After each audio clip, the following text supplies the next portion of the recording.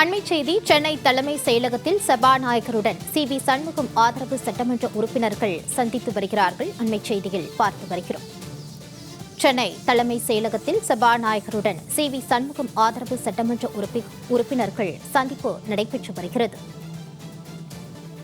இது தொடர்பான கூடுதல் விவரங்களோடு இணைகிறார் செய்தியாளர் ஜெயலானி. வணக்கம் ஜெயலானி, இந்த சந்திப்பு தொடர்பான முழு விவரம். வணக்கம். அதிமுகவுக்கு இடையில கருத்து வேறுபாடு என்பது நிலவி வருகிறது.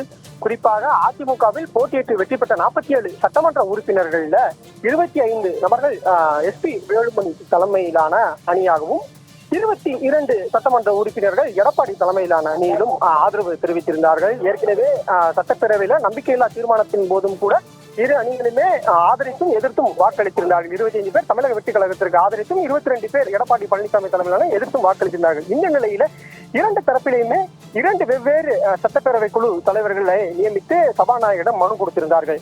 இந்த நிலையில தற்போது எஸ்பி வேலுமணி மற்றும் சி.வி. சண்முகம் ஆதரவு சட்டமன்ற உறுப்பினராக இருக்கக்கூடிய முன்னாள் அமைச்சர் விஜயபாஸ்கர் மற்றும் கே.பி. அன்பழகன் ஆகியோர் இன்றைய தினம் தலைமை செயலகத்திற்கு வருகை தந்து சபாநாயகர் சந்தித்திருக்கிறார்கள். கே.சி. பிரபாகரன் அவர்களை குறிப்பாக நாங்கள் எஸ்பி வேலுமணியை சட்டப்பேரவை குழு தலைவராக தேர்ந்தெடுக்க வேண்டும், அதே போன்று என்னை கொரோனாவாக தேர்ந்தெடுக்க வேண்டும், நாங்கள் கொடுத்த மனுவினை ஏற்றுக்கொள்ள வேண்டும் என்பதாக சந்தித்து உரையாடி இருப்பதாக தகவல்கள் என்பதை வெளியாகி இருக்கிறது.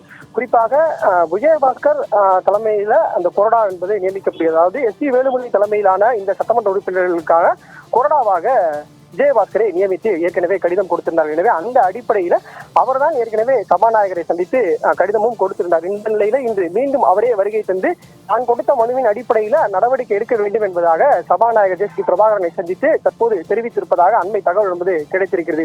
குறிப்பாக ஏற்கனவே இருவருக்கும் இடையிலான இந்த பிளவு அதிகரித்திருக்கக்கூடிய சூழ்நிலையில சி.வி. சண்முகம் ஆதரவு சட்டமன்ற உறுப்பினர்கள் ஒரு சிலர் தற்போது எடப்பாடி சந்தித்திருப்பதாகவும் தகவல் வெளியாகி இருக்கிறது. இன்று காலை முதலாகவே எடப்பாடி அலுவலகம் சற்று பரபரப்பாக காட்சியளிக்கப்படுகிறது. 2 சட்டமன்ற உறுப்பினர்கள் அங்கு சென்றிருப்பதாகவும் கூறப்படுகிறது.